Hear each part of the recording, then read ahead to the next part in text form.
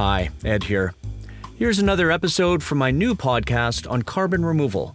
It's called Scrubbing the Sky. I hope you enjoy it.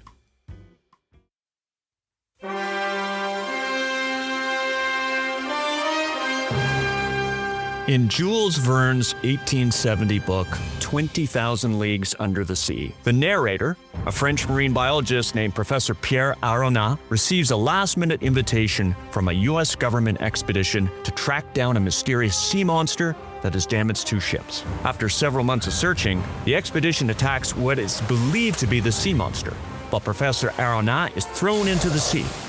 After grabbing onto a hatch on the monster's back, he is led inside what turns out to be a futuristic submarine and introduced to its eccentric commander, Captain Nemo, who travels the seas in pursuit of scientific knowledge. I read 20,000 Leagues Under the Sea as a kid and I loved it. I actually loved Journey to the Center of the Earth more, but I digress. The submarine, known as Nautilus, has an atmosphere that becomes regularly charged with too much carbon dioxide, an inconvenience normally addressed by periodically visiting the ocean surface to replenish the boat's oxygen supply. But when the boat becomes trapped in ice underwater, the carbon dioxide rises to dangerous levels. Professor Aronat describes the situation.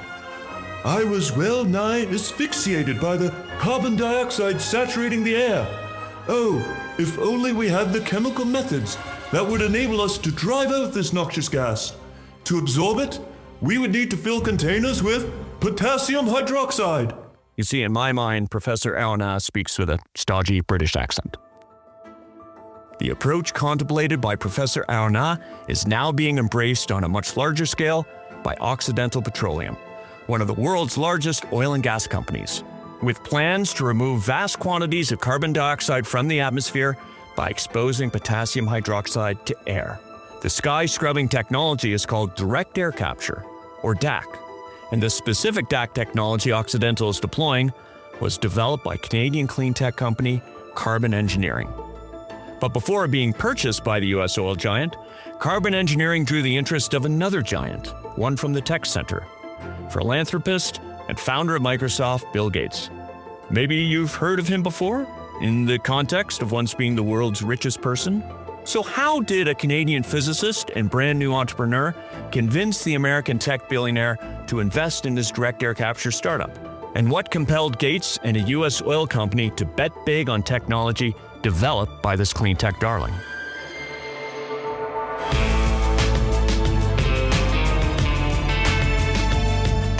Welcome to Scrubbing the Sky, a podcast series about the race to scrub carbon dioxide from the atmosphere at a planetary scale. This first season focuses on direct air capture, also known as DAC, one of the leading technology pathways to take carbon dioxide out of the atmosphere. For those companies that can successfully bring this technology to market, well, it could be a massive windfall. And for the planet, it could help avert disaster.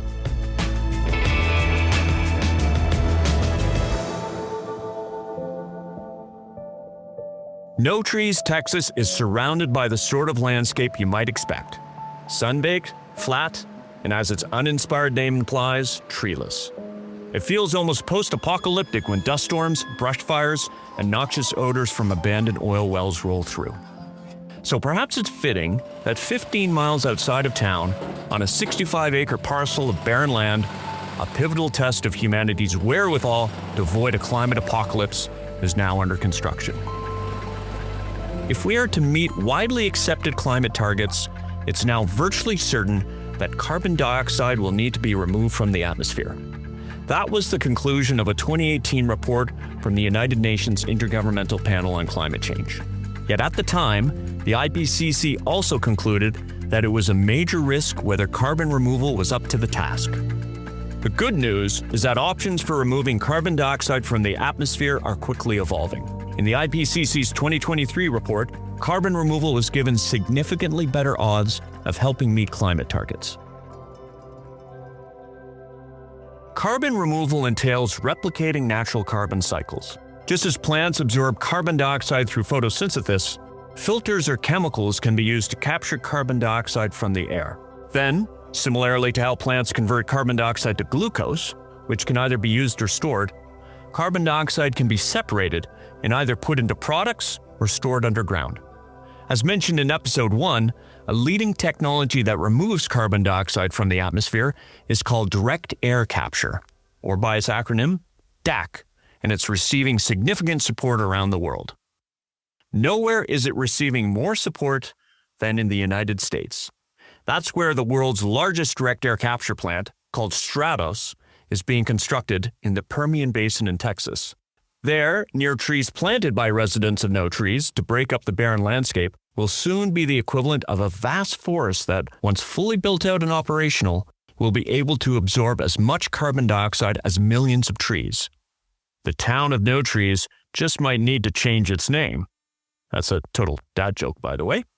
The technology being used for the project was developed by Carbon Engineering, a Canadian company formed in 2009 to do something with the excess carbon dioxide building up in the atmosphere, whether that be putting it into products or back underground. And the project is being constructed by Occidental and its development subsidiary, 1.5. A personal disclosure, I have a consulting relationship with Carbon Engineering that includes a non-disclosure agreement. So for this reporting, I will rely on publicly available sources of information and interviews with Carbon Engineering's founder, David Keith, about the firm's early history.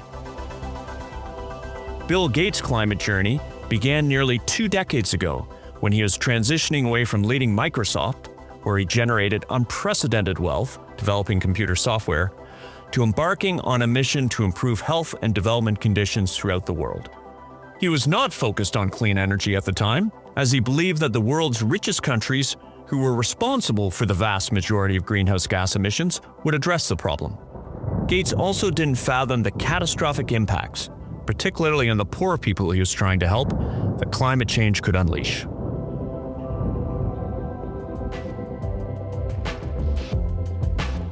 Bill Gates' beliefs were challenged in 2006 when a former Microsoft colleague introduced him to a couple of leading climate scientists. He was taken aback to learn that as long as humans continue releasing greenhouse gases, temperatures will be driven higher and higher.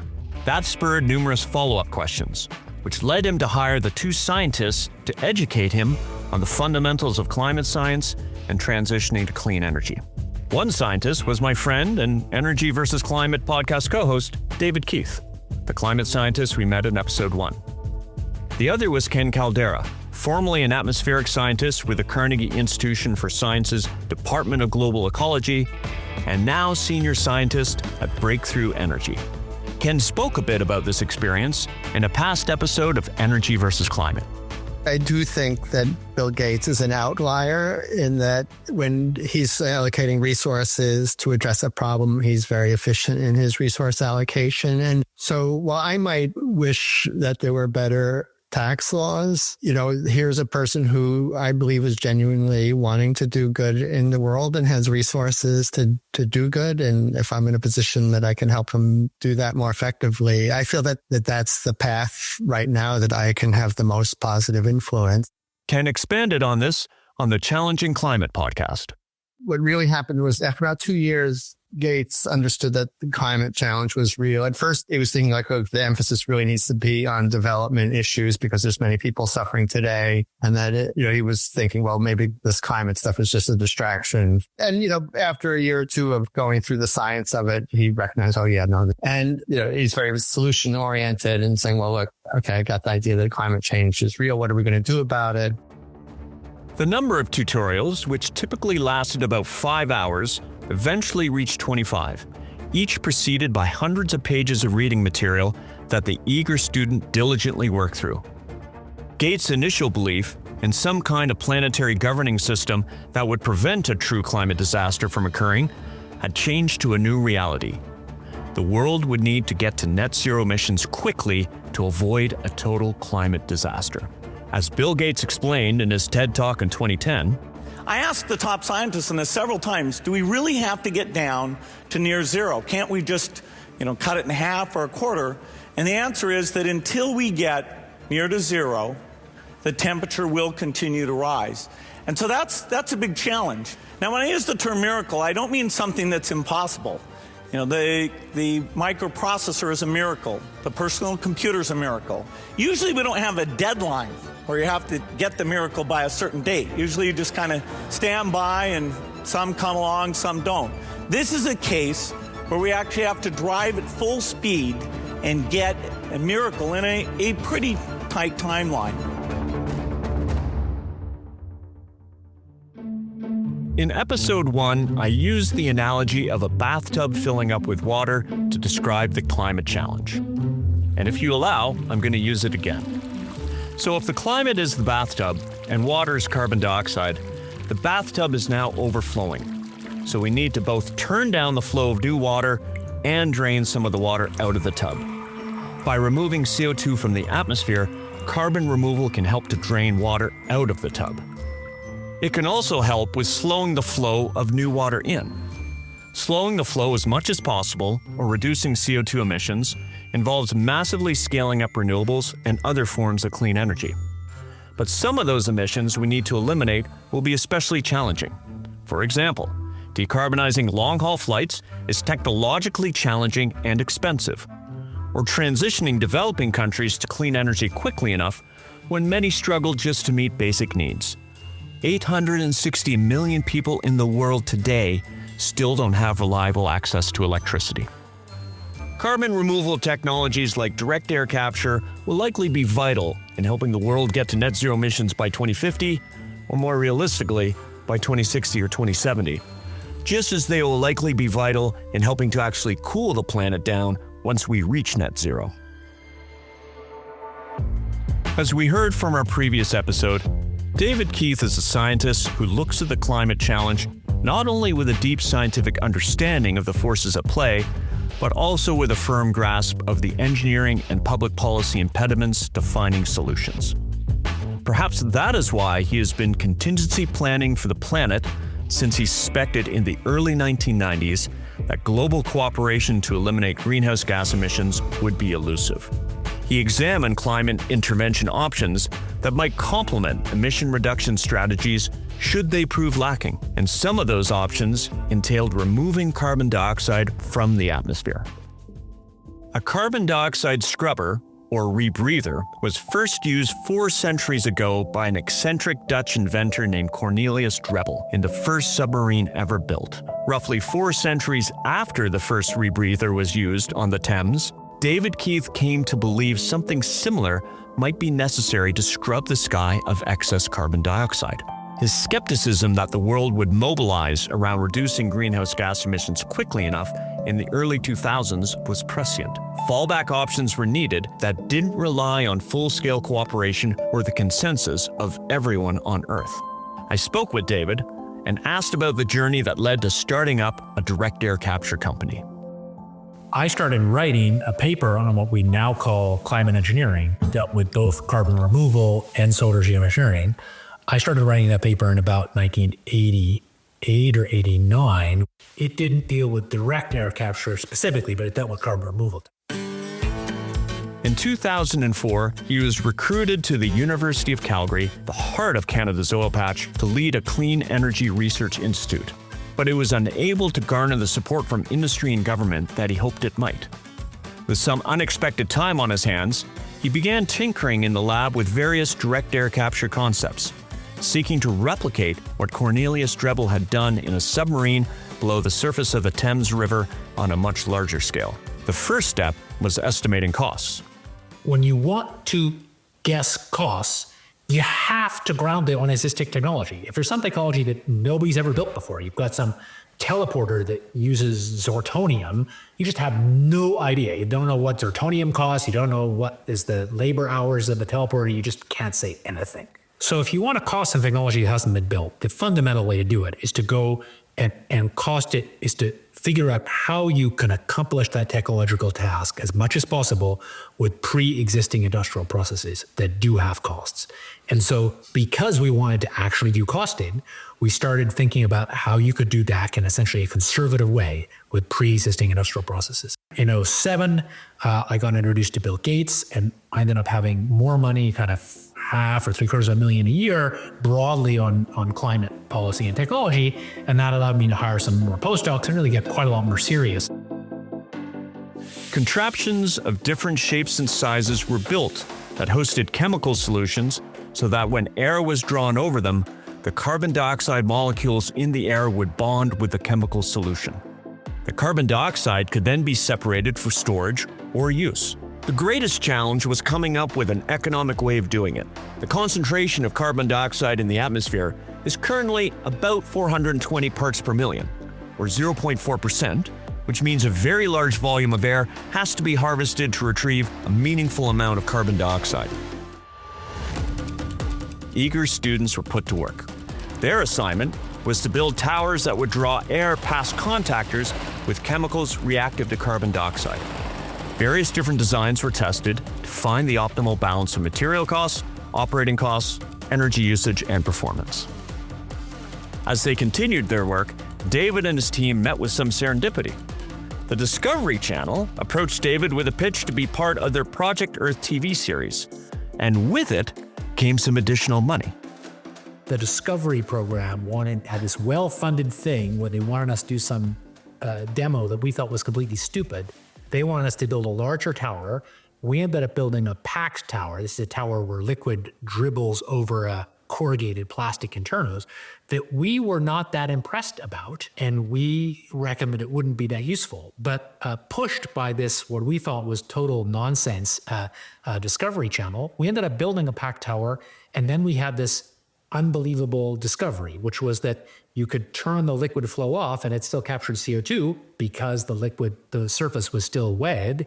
And we realized we could reduce the energy input a lot compared to the specified liquid flow rate. And if anything really started the idea that led to carbon engineering was that. So, pardon the pun, but the Discovery Channel was a catalyst for that discovery.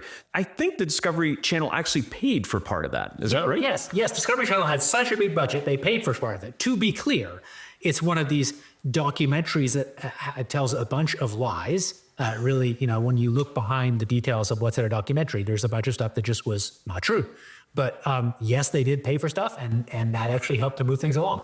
But I knew that we were really babies in terms of industrial process design and costing. I knew we didn't know what we were doing. And so, one thing I tried to do in my career is bring in people who do know what they're doing and to critique us. So I was looking for somebody who would kind of tolerate our academic nuttiness, but who really had industrial practical experience. And we ended up with this guy called Bob Cherry, who was from Idaho National Lab. So he had this kind of national lab academic world. He'd been at Duke, but he also worked at ARCO and actually got some big industrial plants working. So he had a lot of experience. And he came and spent the summer with us, and he found thousands of things that was wrong, and he had tons of critiques. But really, at the end of the summer, sitting in my office, he said, there's nothing fundamentally stupid about this. There's no reason you couldn't just start marching down and actually commercialize this. And that was the first time that anybody really made me think about that. By 2009, David believed he had a concept that worked. He just needed money to start a company. Who did he approach first? Well, his eager student Bill Gates, of course. I mean, wouldn't you? I wrote something for Bill that was very much tuned to Bill, in the sense that it had no flash, no glitz, no color, no diagrams, and it had a big list of reasons we were going to fail, which is kind of Bill's style. The business plan he presented is now actually used as a case study in business classes at Harvard University. Like David, it's honest and direct. Apparently, among many talents David has, business case study authoring is also one of them. Capturing CO2 from the air at a concentration of 0.4% might seem absurd, states the proposal. But physics and thermodynamics tell us that capture should be feasible. Gates, along with a few other significant investors, found the plan persuasive, and so the company known as Carbon Engineering was born. After investing in Carbon Engineering, Bill Gates continued to educate himself on climate action and investing in other companies focused on climate mitigation, like putting a few $100 million into a next-generation nuclear energy company.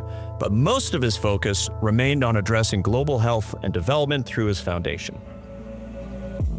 That perspective was challenged in 2015. As part of a worldwide movement initiated by students to get university endowments to divest from fossil fuels, Gates' foundation was pressured by the British newspaper The Guardian to divest from fossil fuel companies. At first, Gates resisted.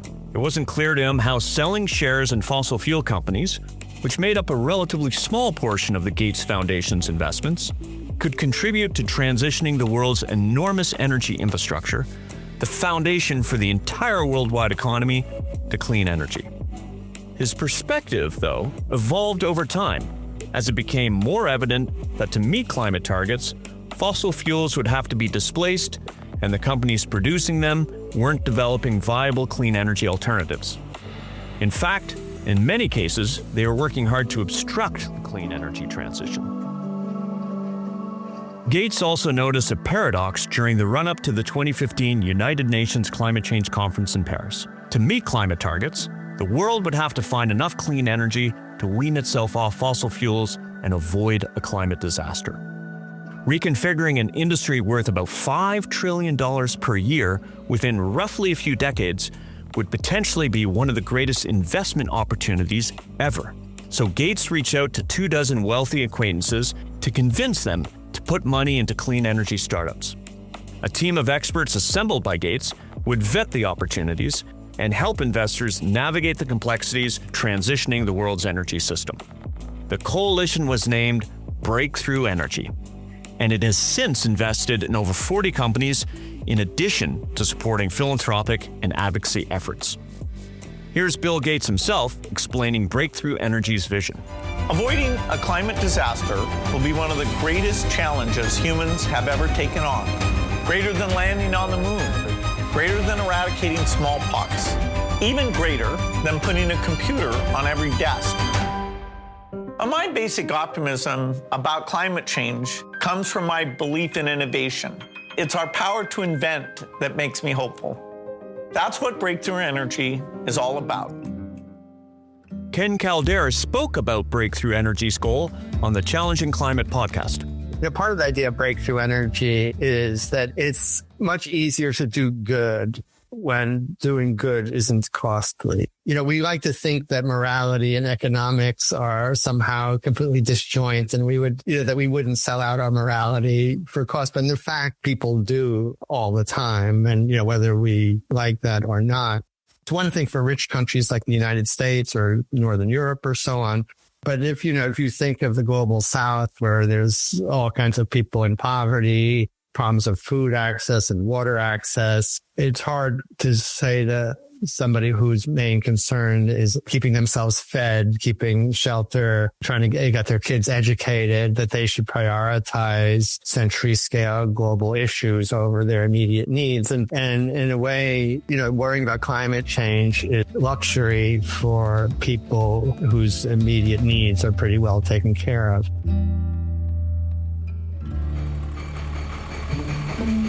The preeminent location in the world for enhanced oil recovery is the Permian Basin in Texas, where Occidental Petroleum is by far the largest operator.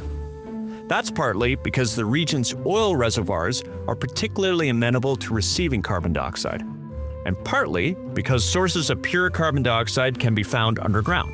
These deposits were created by volcanic activity deep underground over 1 million years ago that released carbon dioxide, which traveled up through cracks in the bedrock and became trapped below in permeable rocks. But what if the carbon dioxide could be extracted from the air instead? Occidental CEO Vicki Hollub, the first woman to lead a major American oil company, as she has been doing since 2016, spoke about this when she addressed the crowd at the groundbreaking ceremony for the massive direct air capture project they call Stratos. About 10 years ago, we started looking at how we could harness our skills in carbon management to make an impact on the climate and to improve our business. We realized that if we could capture atmospheric CO2 from human-made sources and use it to create low-carbon products, it would reduce emissions while providing the resources that society needs. As part of that journey, Hollub and her team discovered that Carbon Engineering, the direct air capture company founded by David Keith, had designed a scrubber that could do exactly what they had in mind: economically remove large volumes of carbon dioxide from the atmosphere. On May 21st, 2019, Hollub signed an agreement with Carbon Engineering to build a direct air capture project vastly larger than anything previously contemplated. Then in fall 2023, Occidental acquired Carbon Engineering outright. When it's completed by 2025, Stratos will capture 500,000 metric tons per year of carbon dioxide from the air, with the ability to expand to 1 million metric tons. A nice counterpoint to the pump jacks, processing plants, compressor stations, drilling rigs, frac sand mines, pipeline corridors, and endless trucks that are scattered throughout No Trees, Texas. The captured CO2 is intended to be used for what is called enhanced oil recovery, or in this case, using CO2 to recover more oil than is otherwise available through conventional drilling practices.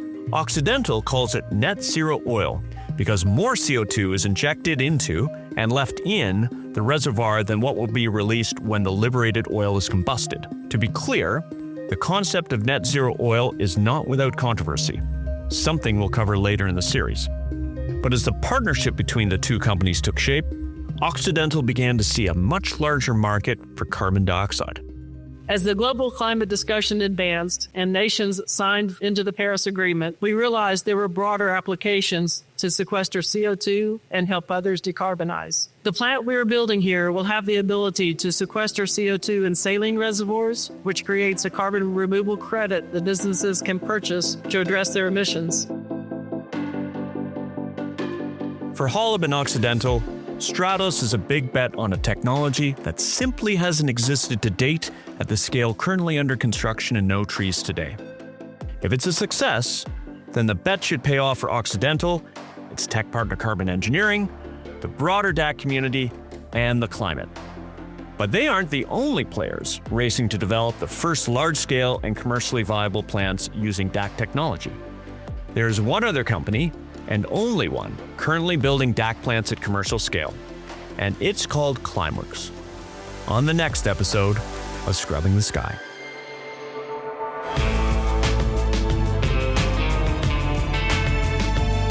Thanks for listening to Scrubbing the Sky. Please rate and review us on Apple Podcasts, Spotify, and your platform of choice. I'm Ed Whittingham. This podcast series is produced by Emmett Tandon and Bespoke Podcasts, with help from Pat Kelly, Lauren Verkovich, and Chris Kelly of Kelly & Kelly. Additional support from Paul McKendrick, Eva Wojnicescu, our interviewees, and our reviewers. A special thanks to our friends at the Challenging Climate Podcast, which is available wherever you find your podcasts. This series is made possible through the generous support of the Conscon Foundation, the Trache Foundation, the Grantham Foundation, Lyndon Truss and Spitfire, and the Auxilium Foundation. For more information about Paul McKendrick's book that this series is based on, please visit www.scrubbingthesky.com. Thanks for listening.